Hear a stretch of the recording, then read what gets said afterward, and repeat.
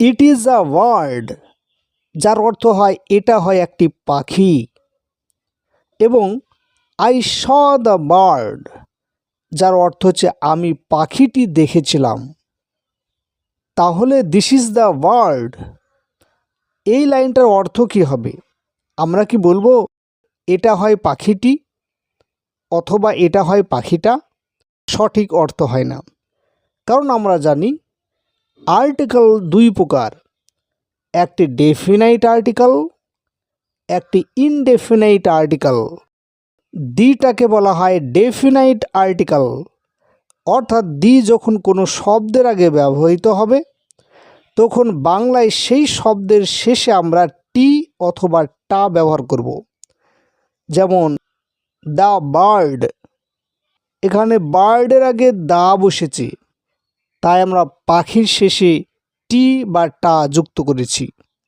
আমি পাখিটি দেখেছিলাম, কিন্তু এখানে বার্ডের আগে এ অথবা অ্যান এই দুটো আর্টিকেলের মধ্যে একটি বসেছে।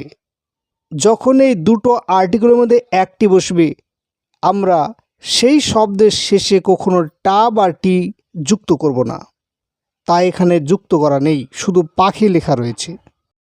কিন্তু এখানে এই ওয়ার্ডের আগে দা বসেছে এবং এই শব্দটাকে নির্দিষ্ট করেছে, তাহলে আমাকে বাংলায় টি অথবা টা ব্যবহার করতে হবে। সেক্ষেত্রে আমরা কি বলবো?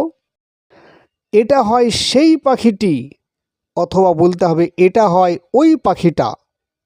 অর্থাৎ এই পাখিটা সম্পর্কে তার আগেই থেকে ধারণা রয়েছে বা আগে সে দেখেছে, তার সম্পর্কে জ্ঞান রয়েছে, এই কারণে এই পাখিটা নির্দিষ্ট হয়ে গেছে।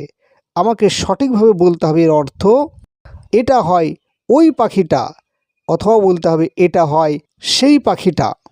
এখানে শুধু টি বা টা যুক্ত করলেই হবে না, টি এবং টায়ের আগে ওই অথবা সেই এই শব্দটা ব্যবহার করতে হবে। তাই আমরা বলবো এটা হয় ওই পাখিটি, অথবা বলতে পারি এটা হয় সেই পাখিটি। ওই অথবা সেই, তারপর টি বা টা লাগাবো।